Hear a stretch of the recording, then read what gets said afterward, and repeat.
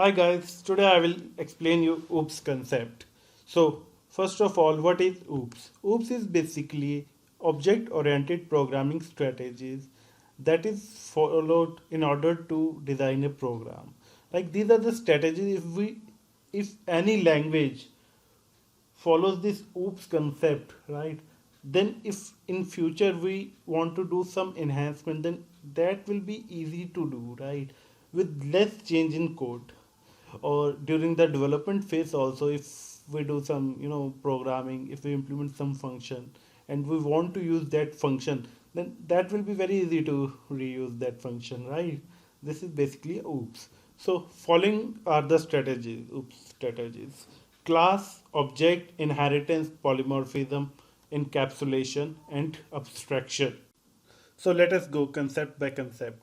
So the first concept is class. Okay. Okay. Now what is class? Class basically represent properties and behavior. Like this is really very common. As per bookish language, I'm telling you that it represent properties and behavior. If as a layman I need to explain you, then you can say it is denoted by this class, right?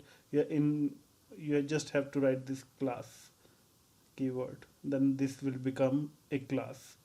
It basically contains this variable, method definition, or some abstract method like that, right?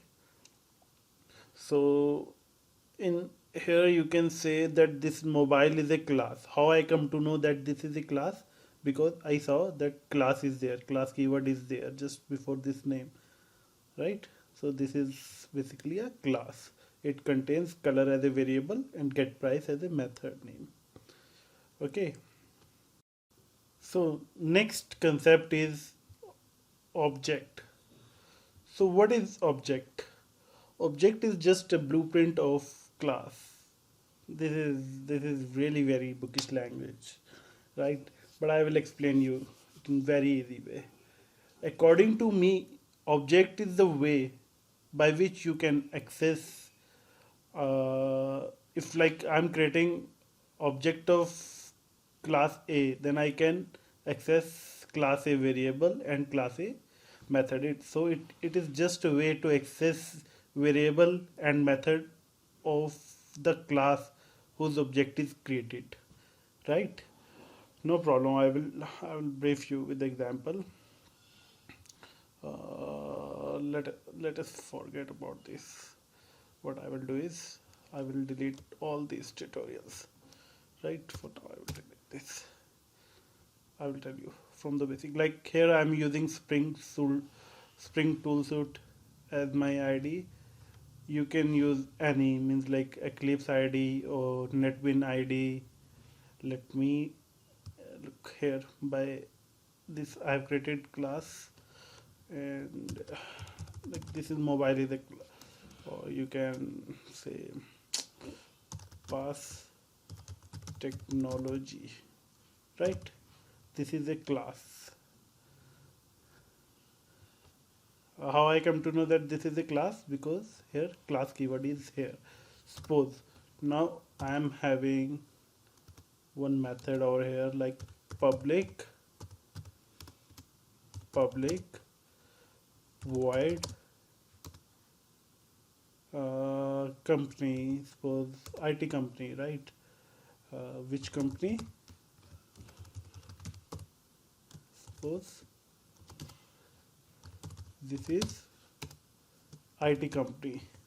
This is IT company. Okay. So now I will create one more class, that is like main class, and this is having public static void main as a method, right? The complete function of public static void main I will explain you in other tutorials, right? For now just consider that this is a way, this is the starting point of JVM. Okay, so what I will do is I will write pass technology, then you maybe any name over here I can give. Then I use this new keyword, right? New keyword, with the help of new keyword you can create object. This is the only way by which you can create object. Okay, now what I have done is I have created object of past technology, and this is the way with the help of new keyword you can create object. Now this object is created, and this variable technology is referring to this object. This is taken as reference. So what I will do is with the help of technology dot, now that company method should be which company, like right here I can access this method. So when I run this program, right, this is IT company, I can easily access this method over here. Similarly, if I will, I just write something over here like int data equal to 10, that also I can access over here. We have to consider this access specifiers that I will explain you in some other tutorials. Okay, I hope that object is quite clear to you, right? Now the next very important concept is inheritance. As the word, with the help with this word you can understand inherit. You can inherit properties, right? So this basically deals with subclass and superclass. Basically subclass extends superclass, right? And subclass can inherit its property and method from that superclass. This I will help you, this I will teach you with the help of some example, right?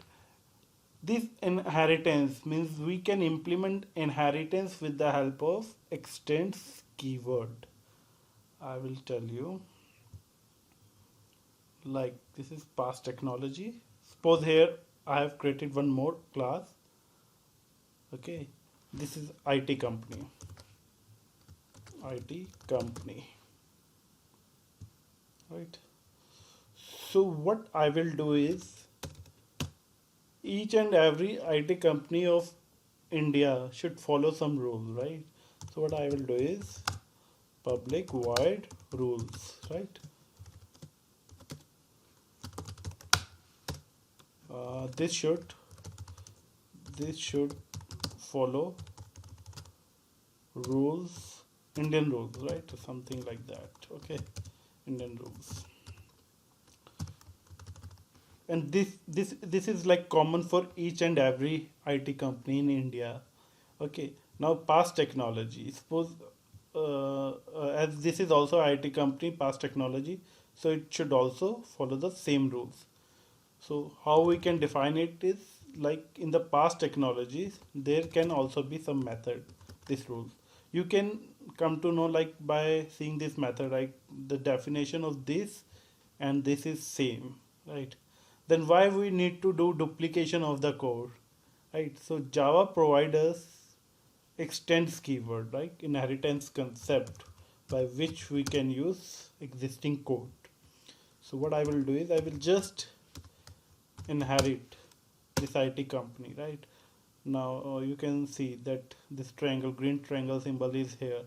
It is like overriding concept that I will explain you in the next slides. Okay. What is this? For now, just ignore this. Okay. Now look, here you can see that there is no rules method, but actually there is rules method. I will show you. Here I have created this past technology object. Okay, now surprise, you will come to know. Okay, technology dot rules, right? When I run this program, sorry, okay, you can see this should follow Indian rules, right?